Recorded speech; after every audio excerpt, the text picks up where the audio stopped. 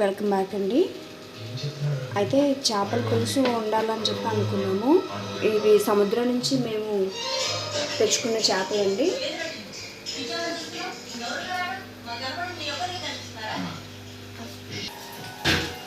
చేపలైతే అక్కడే నిన్న కొని కటింగ్ చేపించి ఐస్లో పెట్టి తెచ్చుకున్నామండి. ఇంటికి వచ్చిన తర్వాత మా బంగారం వీటిని శుభ్రంగా కడిగింది. మరి చేపలను ఏమంటారో నాకు తెలియదు, కానీ ముళ్ళు అయితే బాగా ఎక్కువగా ఉందండి చేపలకి. ఇది అరుదుగా దొరుకుతాయి అని చెప్పారు వాళ్ళు, అమ్ముకునే వాళ్ళు అంత చెప్తారు. పులుసు పెట్టుకుంటే బాగుంటుందని చెప్పారు. అరుదుగా దొరుకుతాయండి చేపలు అంటే.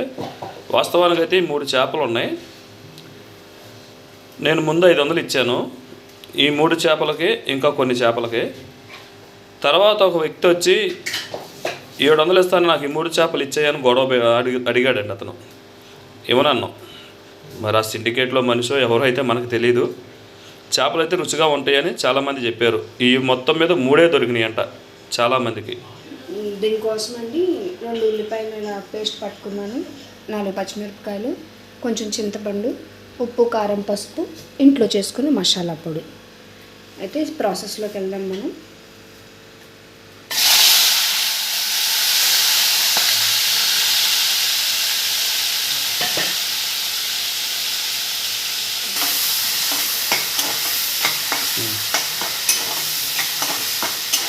అదే ఇలా వేయించుకుంటున్నానండి.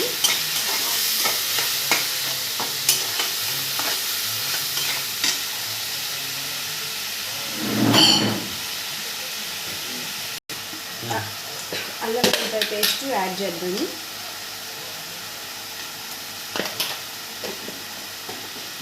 ఒక స్పూన్ తీసుకున్నానండి. స్పూన్ అంటే కొంచెం ఎక్కువే, స్పూన్నర అయి ఉంటుంది. ఇది కొంచెం బాగా వేగాక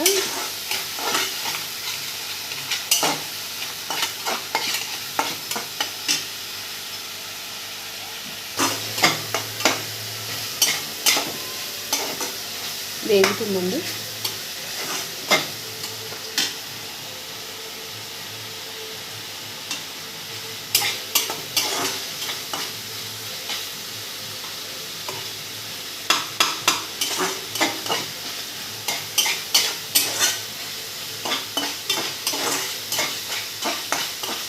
నాకు మా అత్తగారు ఇలాగే నేర్పించారండి ఫ్రై చేయడం.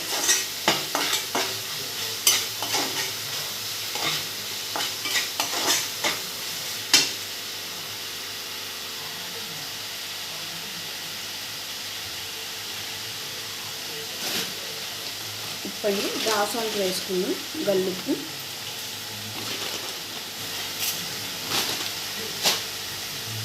పసుపు,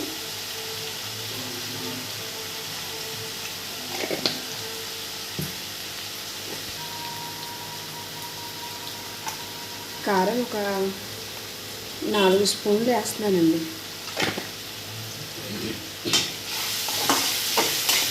చింతపండు పులుసు వేస్తాం కాబట్టి కారం కొంచెం ఎక్కువ ఉన్నా మనకి మంటనేమి అనిపించదండి. చేపల పులుసు వచ్చేసేసి స్పైసీగా అంటే ఏమి ఉండదు. ఇది కొంచెంసేపు వేగాలి. ఇంట్లో తయారు చేసుకున్న మసాలా పొడి కొద్దిగా,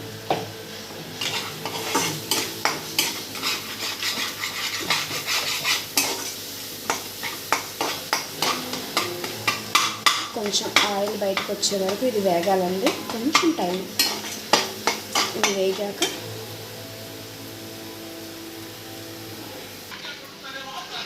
అది ఆయిల్ సరిపోద్దండి ఆ వేగటం, అది కారం వేసిన తర్వాత మనకి. సో ఇప్పుడు దీంట్లో చింతపండు పులుసు యాడ్ చేస్తున్నాం.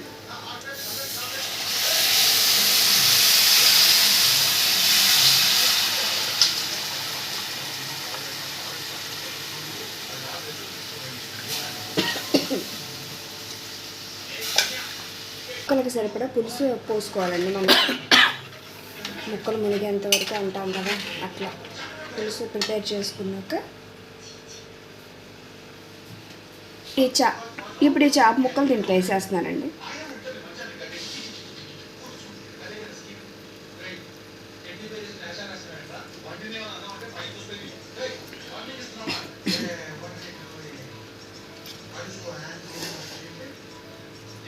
కొంచెం ఉడికిన తర్వాత అప్పుడు ఉప్పు చూసుకొని సరిపోకపోతే కొంచెం ఉప్పు యాడ్ చేసుకుంటానండి. చక్కగా మీడియం ఫ్లేమ్లో పెట్టేసుకొని దీన్ని ఉడికించుకుంటే పులుసు అంతా దగ్గరకు వచ్చేస్తే కర్రీ రెడీ అయిపోతుంది. మళ్ళీ కలుద్దాం.